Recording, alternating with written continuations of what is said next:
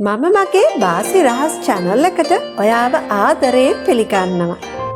මම අද ඔයාලට කියන්න යන්නේ ඔයාගේ ආදර සම්බන්ධතාවයට බාධාවක් ඇති කරන ඔයාගේ සහකරු හෝ සහකාරියගේ වෙනත් අනියම් සම්බන්ධතාවයක් පවතිනවා නම් එම සම්බන්ධතා වෙන් කළ හැකි නැති කළ හැකි පහසු ක්‍රමයක්. ඒ කියන්නේ break up spell method එක. ඔයා හොඳට මතක තියාගන්න ඔයා මේක කරන්න ඕන සත්‍ය අවංකම සාධාරණ හේතුවකට පමණක් බව. විශේෂයෙන්ම ඔයාගේ බිරිඳ, wife, husband, ස්වාමි පුරුෂයා වෙනුවෙන් වගේ ඔයාගේ ජීවිතයට බලපාන සාධාරණ හේතුවකට පමණක් මේ යොදා ගන්න.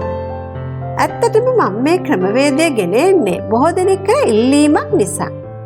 ඉතින් ඔයා තවත් කෙනෙකුට අවංකව ආදරය කරගෙන ඉන්නකොට එයා ඔයාට අසාධාරණ ලෙස ඔයාව මගහරිමින් ඔයාව රවට්ටමින් වෙනත් සම්බන්ධතා පවත්වාගෙන යනවා නම් ඔයාට ඒක නැති කරගන්න මෙම ක්‍රමවේදය භාවිතා කරන්න පුළුවන්.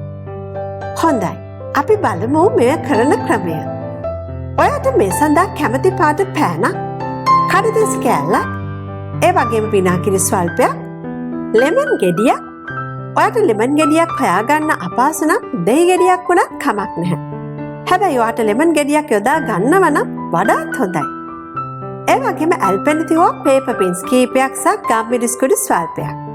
අපි දැන් මේ කරන හැටි බලමු. ඔයා මේ සඳහා ඔයාගේ සහකරු හෝ සහකාරිය වෙන සම්බන්ධතාවයක් පවත්වාගෙන යන පුද්ගලයාගේ නම දැනගෙන ඉන්න ඕන. එම පුද්ගලයාගේ නම් එකකට වඩා වැඩි ප්‍රමාණයක් දන්නවා නම් වඩාත් හොඳයි. දැන් ඔයාගේ කඩදාසි කැබැල්ලේ උඩින්ම ඔයාගේ සහකරු හෝ සහකාරියගේ නම ලියන්න.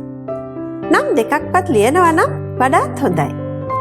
ඉන්පසු එම කඩදාසි කැබැල්ලේ යටින් ඔයාගේ සහකරු වෙන සම්බන්ධතාවයක් පවත්වාගෙන යන පුද්ගලයාගේ නම ලියාගන්න. ඉන්පසුව එම කඩදාසි දෙකට මැද්දෙන් ඉරාගෙන වෙන් කරගන්න. පසුව ඉරාගත් කඩදාසි කැබලි දෙකට විනාකිරි ස්වල්පයක් කිසින්න. ඉන්පසුව ඔයා ඔයාගේ ලෙමන් ගෙඩිය හෝ දෙහි ගෙඩිය දෙකට මැදින් කපා ගන්න. හොඳයි. දැන් ඔයා නම් දෙක ලියාගෙන ඉරාගත් කොළ කැබලි දෙක මුහුණට මුහුණලා නැවත තියාගන්න. ඔයාට මේ පින්තූරේ පේන ආකාරයට. ඉන්පසුව ඔයා එම කොළ කැලි දෙකටම ගම් මිරිස්කුඩු සුළු ප්‍රමාණයක් ඉසින්න. ඊළඟ පියවර හැටියට දෙදෙනාගේම නම් ලියාගත්ත කොළ කැලි දෙක මුහුණට මුහුණලා හිටින ලෙස එම කඩදාසි දෙක එකක් උඩින් එකක් තියාගන්න. ඔයාට මෙම පින්තූරේ පේන ආකාරයට. දැන් ඔයා එම කඩදාසි දෙක කීපවරක් කැමති ආකාරයට පොඩියට නවා ගන්න.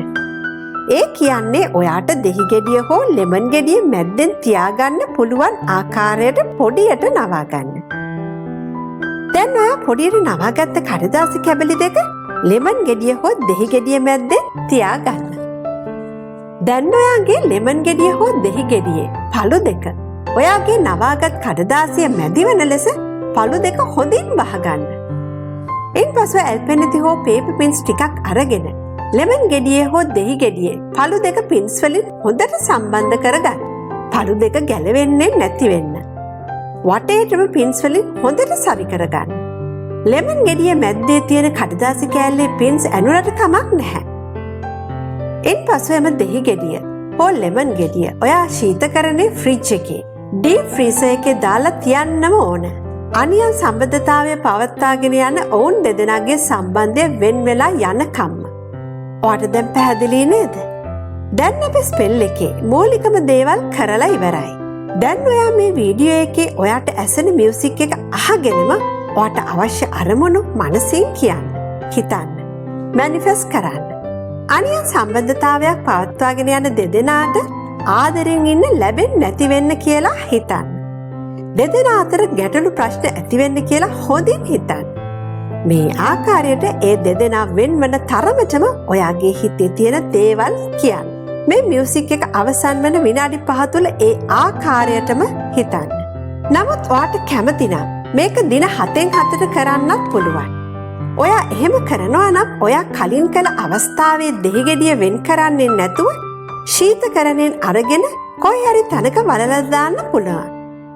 ඔයා මෙම ක්‍රමවේදය දවස් 3න් 3ට කරනවා නම් ඔයා ස්පෙල් එක කළ දෙහි ගෙඩිය හෝ ලෙමන් ගෙඩිය ඩීප් ෆ්‍රීසර් එකක ෆ්‍රිජ් එකක දැමීමට අවශ්‍ය වෙන්නේ නැහැ. ඒක ඔයා කැමති තැනක තියාගෙන දවස් 3කට පසුව බලලලා දාන්න පුළුවන්. ඒ වගේම ඔයාට මෙම ක්‍රමවේදය කැමති වාර ගණනක් කරන්නත් පුළුවන්. ඔයා මම කලින් කිව්වා වගේ මේක තවත් කෙනෙක් වෙන් කිරීමක් නිසා සාධාරණ හේතුන් මත පමණක් කරන්න වග බලා ගන්න. දැන් ඔයා මේ වීඩියෝ එකේ ඔයාට ඇසෙන මියුසික් එක අහගෙනම ඔයාට අවශ්‍ය අරමුණු මනසින් කියන්න.